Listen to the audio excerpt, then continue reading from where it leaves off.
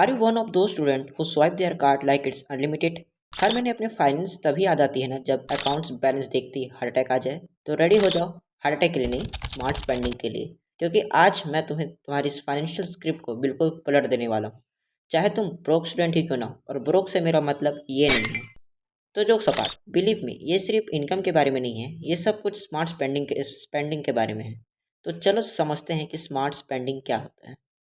और हाँ, वीडियो के स्टार्टिंग में कई लोग को लगा होगा कि ये इंग्लिश में है, लेकिन चिंता मत करो, ये हिंदी में होने वाली है। तो लेट्स स्टार्ट।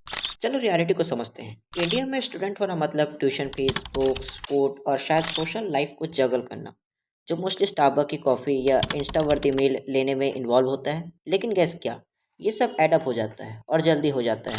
इतना आसान होता है। आई डिजर्व दिस मेंटालिटी में घुस जाना, अपने आप को ट्रीट देना अच्छा है ना? तुम बहुत मेहनत करते हो, लेकिन क्या तुम्हें पता है कि अक्सर स्टूडेंट अपनी मंथली इनकम का 30% उन चीज़ों पर वेस्ट कर देते हैं जो उन्हें सच में ज़रूरत नहीं होती है। सोचो जरा, कितने बार तुमने उस ओवर प्राइस मील को सिर्फ खुद को अच्छा महसूस कराने के लिए खरीदा और बाद में रिग्रेट किया जब बैलेंस 500 के नीचे चला गया। ये सबके साथ नहीं होता, but most of the student के साथ होता है, राइट? चलो थोड़ा गहराई से समझते हैं, तुम्हारा पैसा किस डायरेक्शन में जा रहा है। तुम शायद कॉन्शियसली नहीं सोच रहे हो, लेकिन छोटी बार बार होने वाली एक्सपेंस तुम्हारा अकाउंट खाली कर रही है। चलो बात करते हैं लेट इफेक्ट। एक फैंसी टर्म है जो तुम रोज़ाना थोड़ा थोड़ा खर्च करते हो और टाइम के साथ वो एडअप हो जाता है। बस एक कप कॉफ़ी जो शायद 150 रुपये की है, लेकिन हर दिन कंजप्शन आपका 45 रुपये महीने की कॉफ़ी पी जाओगे, आपको वो पता भी नहीं चलेगा। ये तो ऑलमोस्ट तुम्हारे नेटफ्लिक्स का सब्सक्रिप्शन का पूरा साल हो गया। सोचो, अगर तुम ये पैसा सेव करते तो शायद 4-5 बुक ले सकते थे, सिलेबस की नहीं पर पर्सनल डेवलपमेंट के लिए। और ये सिर्फ कॉफ़ी नहीं है, ये वो स्नैक्स है, डिलीवरी ऐप है और अननेसेसरी शॉपिंग स्पेयर्स जब सेल सीजन हो। पर तुम अकेले नहीं हो, मोस्ट ऑफ द स्टूडेंट इस ट्रैप में फंस जाते हैं। और हाँ, उनमें से मैं भी एक हूँ।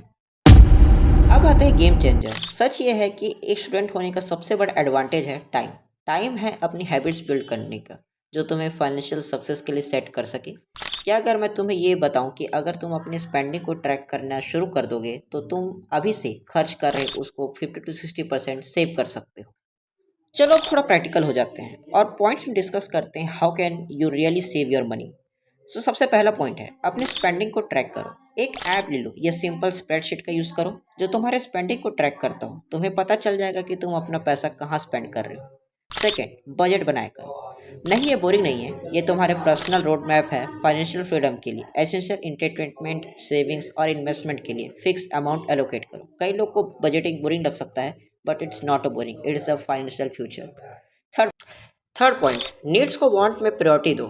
क्या तुम्हें सच में वो न्यू स्नीकर्स चाहिए या तुम्हारे पुराने वाले काम चला सकते हो? दूसरे ने क्या परचेज किया है ये देख के अगर परचेज करोगे, so you can not save your money in long term. और अब फन पार्ट, जब तुम कुछ अननेसेसरी हैबिट्स को कट करते हो, जैसे ऑनलाइन फूड ऑर्डर करना, ऑनलाइन शॉप या गर्लफ्रेंड के लिए गिफ्ट्स लेना, तो तुम वो पैसा इन्वेस्ट कर सकते हो। हाँ, तुमने सही सुना, इन्वेस्टमेंट। अब बात करते हैं कि वो पैसा कहाँ जाना चाहिए जो तुमने सेव किया है। जैसे कि मैंने बताया, इन्वेस्टमेंट।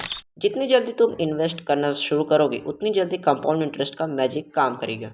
सिर्फ बड़ी सैलरी का इंतजार मत करो, शुरू करने के वक्त अभी है। तो म्यूचुअल फंड, स्टॉक या एसआईपी, सिस्टमेटिक इन्वेस्टमेंट प्लान में इन्वेस्ट कर सकते हो। और हाँ, ये कोई फाइनेंशियल टिप नहीं है। 500 रुपये महीने का पैसा 5 से 10 साल में काफ़ी बड़ा अमाउंट बन सकता है।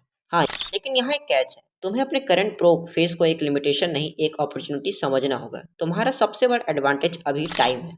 अगर तुम स्मार्ट फाइनेंशियल डिसीजन लेने में देर लगाते हो तो फ्यूचर में यहाँ मुश्किल होगा। तो चलो जल्दी एक्शन लेते हैं। ओके, तो चलो जितना पॉइंट हमने डिस्कस किया उसको एक बार रिकॉल करते हैं। तुम्हारे पास अपनी फाइनेंशियल डेस्टिनी को बदलने का पावर है।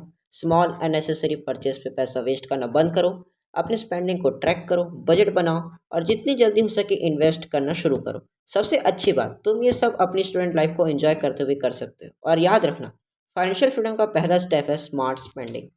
अब वो फाइनल टिप क्या है जो मैंने आपको प्रॉमिस किया था, जो बहुत इंपॉर्टेंट है और उस टिप के बिना आप स्मार्ट स्पेंडिंग कर ही नहीं सकते। और वो टिप है नो टिप। ओके, सबसे पहली बात तो ऐसा कोई टिप नहीं होता जिससे आपको पैसा हमेशा सेव रहे या स्मार्टली स्पेंड हो। कभी कभी ऐसा सिचुएशन आ जाता है जिसमें आपको स्पेंड करना ही पड़ता है, लेकिन इसका मतलब ये नहीं हो कि आप कभी स्मार्टली इन्वेस्ट कर ही नहीं सकते या कभी स्मार्टली स्पेंड कर ही नहीं सकते।